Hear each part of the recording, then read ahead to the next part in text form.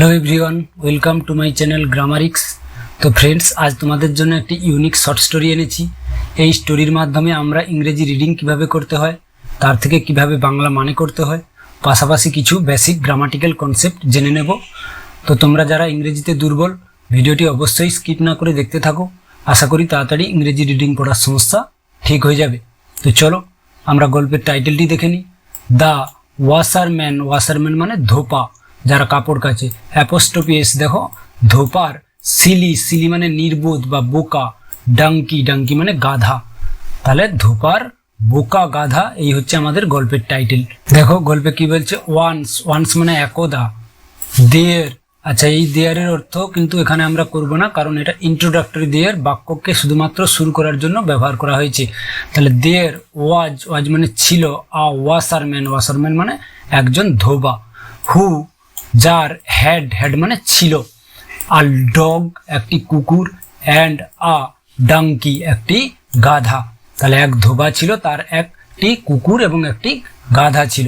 The washerman ধোপাটি loved, লাভ মানে ভালোবাসতো। Them তাদেরকে। বোথ, বোথ মানে উভয়, দুজনকেই তাদেরকে ভালোবাসতো। তারপরে দেখো বাট কিন্তু। এভরি ইভিনিং প্রত্যেক সন্ধেবেলায়। তাহলে এখানে ইভিনিং এর পরে যে ফুল স্টপটা এটা হবে না, মিস্টেক হয়ে গেছে। আচ্ছা তারপরে দেখো এভরি ইভিনিং প্রত্যেক দিন সন্ধেবেলা। হি মানে সে, অর্থাৎ ওই ধোপা।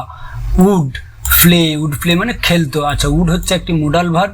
অতীতে অনিয়মিত কোনো কাজ হতো বোঝালে আমরা উড মোডাল ভার্বটির ব্যবহার করি। তাহলে যে উড প্লে খেলতো, এই খেলা কাজটি তার অতীতে নিয়মিত হতো না, মাঝে মাঝে হতো, সেই জন্য উড প্লে। তাহলে খেলতো। উইথ, উইথ মানে সঙ্গে। হিজ ডগ, হিজ মানে তার, ডগ মানে কুকুর। তাহলে সে প্রায়ই সন্ধেবেলা তার কুকুরের সাথে খেলতো। সিং দিস, এটা দেখে। আচ্ছা সি দেখো, এস ডবল ই সি, এটা হচ্ছে আমরা জানি একটা ভার্ব, কিন্তু তার শেষে এই যে আইএনজি যোগ করা হয়েছে, ভার্বের শেষে আইএনজি যোগ করে এটা পার্টিসিপল করা হয়েছে, এবং আইএনজি যেহেতু আছে এটা প্রেজেন্ট পার্টিসিপল। তাহলে এটা দেখে, তাহলে এটার আমরা মানে কি করব, দেখে। সিং মানে দেখে, দিস মানে এটা। তাহলে এটা দেখে দা ডাঙ্কি অর্থাৎ গাধাটি ওন্ডার্ড, WONDER, ওন্ডার কথাটির অর্থ হচ্ছে বিস্ময় বা অবাক হয়ে যাওয়া। তাহলে ওন্ডার্ড অবাক হয়ে গেল, এটা ইডি আছে, পাস্ট টেন্সে আছে। হ্যাঁ, তাহলে ওন্ডার্ড অবাক হয়ে গেল। হোয়াই, হোয়াই মানে কেন। হি সে, ওয়াজ নট মানে ছিল না।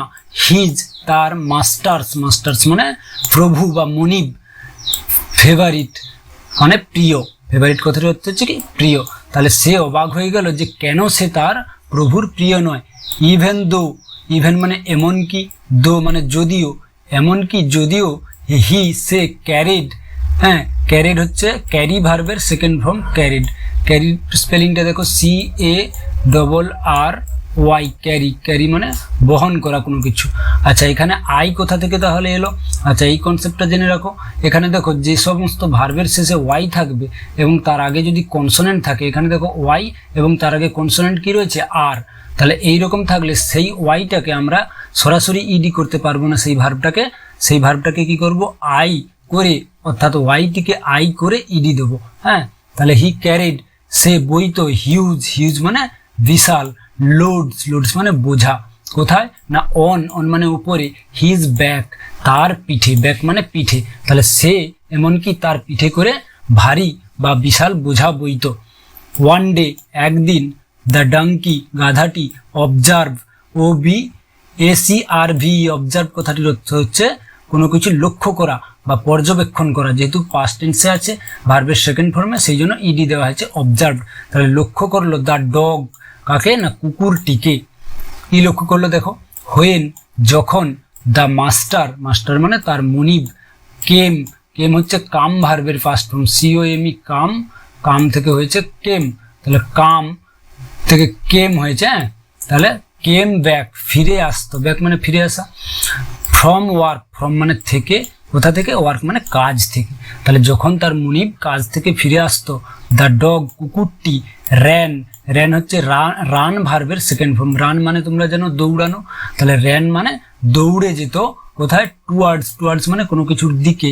হিম তার দিকে, কার দিকে, এখানে সেই ধোপার দিকে দৌড়ে যেত তার কুকুরটি।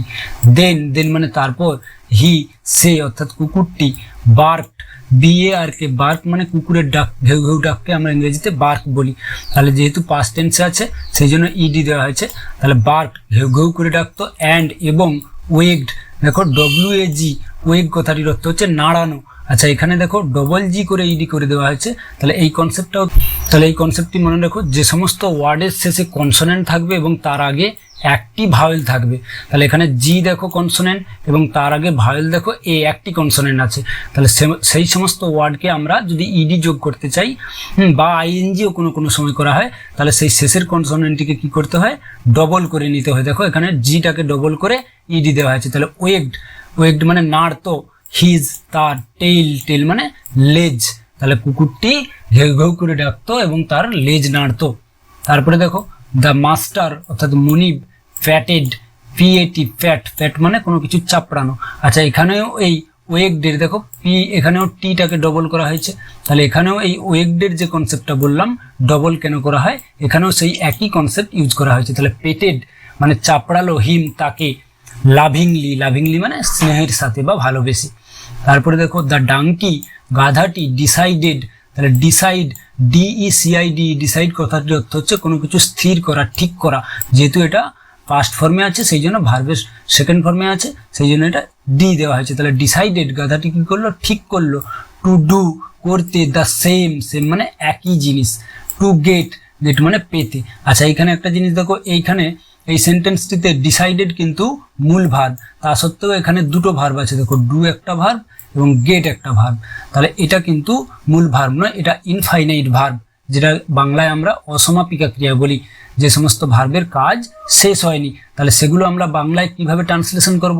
দেখো গেট মানে পাওয়া, তাহলে টু গেট কথাটির অর্থ হচ্ছে পেতে। ডু মানে কি, করা, তাহলে টু ডু মানে করতে।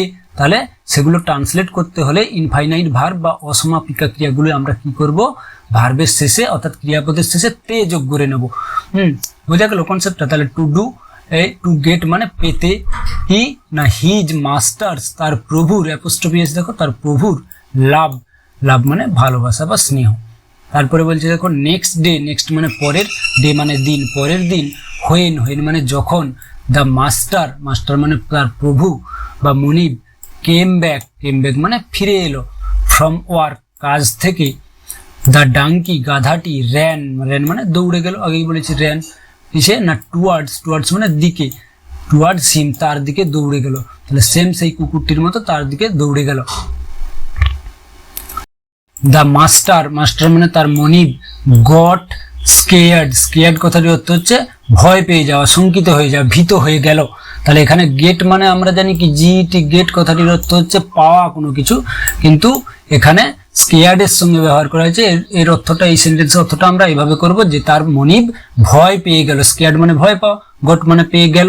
হ্যাঁ, তারপরে দেখো দেন, তারপর দ্য ডাঙ্কি গাধাটি স্টার্টেড, স্টার্ট মানে শুরু করা। তাহলে স্টার্টেড সেকেন্ড ফর্মে আছে, হ্যাঁ ভার্বের বা পাস্ট ফর্মে। স্টার্টেড শুরু করলো কি করতে, টু ব্রে কথাটির অর্থ হচ্ছে গাধার ডাককে আমরা ব্রে বলি। তাহলে চিৎকার করতে লাগলো বা ডাকতে লাগলো। লাউডলি মানে জোরে জোরে। আচ্ছা, লাউড কথাটির অর্থ দেখো জোরে, এটা একটা অ্যাডজেক্টিভ, LY যোগ করে অ্যাডভার্ব করা হয়েছে, জোরে জোরে। হ্যাঁ, তাহলে জোরে জোরে ডাকতে লাগলো। অ্যান্ড এবং ওয়েভড মানে নাড়ানো, WAV ওয়েভ, তার সঙ্গে ডি দেওয়া হয়েছে যেহেতু এটা পাস্ট ফর্মে আছে বা সেকেন্ড ফর্মে আছে। তাহলে ওয়েভড নাড়ালো, কি নাড়ালো, হিজ টেইল তার লেজ, তাহলে গাধাটিও তার লেজ নাড়ালো। দ্য মাস্টার প্রভু থট মানে ভাবলো বা চিন্তা করলো। তাহলে থিঙ্ক ভার্বের THINK থিঙ্ক ভার্বের দেখো THINK থিঙ্ক, এই থিঙ্ক ভার্বের পাস্ট ফর্ম হচ্ছে থট। থিঙ্ক মানে চিন্তা করা বা ভাবা, থট মানে তাহলে ভাবলো। তাহলে তার প্রভু বা মনিব ভাবলো, কি ভাবলো না দ্য ডাঙ্কি গাধাটি হ্যাজ গন ম্যাড মানে পাগল, হ্যাজ গন মানে হয়ে গিয়েছে। তাহলে হ্যাজ গন কথাটা তো হয়ে গিয়েছে, ম্যাড মানে পাগল। তাহলে তার মনিব ভাবলো কি গাধাটি পাগল হয়ে গিয়েছে। সে পিক আপ কথা PICK, পিক মানে তোলা, আপ মানে উপরে, তাহলে তুলে নিল। পিকড আপ কথাটি একসঙ্গে কি তুলে নিল। আর স্টিক মানে একটি লাঠি। অ্যান্ড এবং বিট কথাটির অর্থ হচ্ছে প্রহার করা বা মারা। তাহলে মারতে লাগলো দ্য ডাঙ্কি গাধাটিকে, তাহলে সে একটি লাঠি তুলে গাধাটিকে মারতে লাগলো।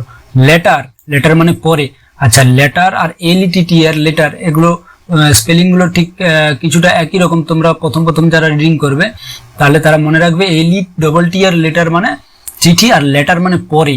তাহলে পরে দ্য ডাঙ্কি, ডাঙ্কি মানে গাধাটি, রিয়েলাইজড মানে বুঝতে পারলো বা উপলব্ধি করতে পারলো। REALSI, রিয়েলাইজ মানে বুঝতে পারা, এখানে সেকেন্ড ফর্মে আছে। হ্যাঁ, সেই জন্য বুঝতে পারলো। হিজ মানে তার। ফুলিশনেস মানে মূর্খতা বা বোকামি। তাহলে গাধাটি তার বোকামি পরে বুঝতে পারলো। অ্যান্ড এবং নেভার কথাটির অর্থ হচ্ছে কখনো না। নেভার ট্রাইড, কখনোই চেষ্টা করলো না। ট্রাই মানে চেষ্টা করা, ট্রাইড মানে চেষ্টা করলো না। টু ইমিটেট মানে নকল করা, কোনো কিছু নকল করা ইংরেজি হচ্ছে ইমিটেট।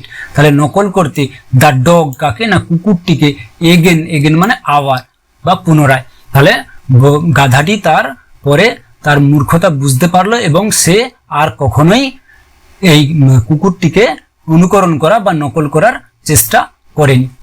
তো ফ্রেন্ডস, এই আমাদের স্টোরি কেমন লাগলো অবশ্যই কমেন্টে জানিও, এবং যদি ভিডিওটি একটু হেল্পফুল মনে হয় একটি লাইক করে দিও, এবং চ্যানেলে নতুন হয়ে থাকলে চ্যানেলটিকে সাবস্ক্রাইব করে পাশের বেল আইকনটি প্রেস করে দিও, যাতে পরবর্তীতে ভিডিওর নোটিফিকেশন সবার আগে তোমার কাছে পৌঁছে যায়। এবং আমার চ্যানেলে আমি নিয়মিত এই ধরনের ইংলিশ রিডিং পড়ার কৌশল নিয়ে আলোচনা করি। তো তোমরা অবশ্যই ভিডিওগুলি দেখো, তাহলে তাড়াতাড়ি তোমরা ইংলিশ রিডিং ইমপ্রুভ করতে পারবে। Thanks for watching.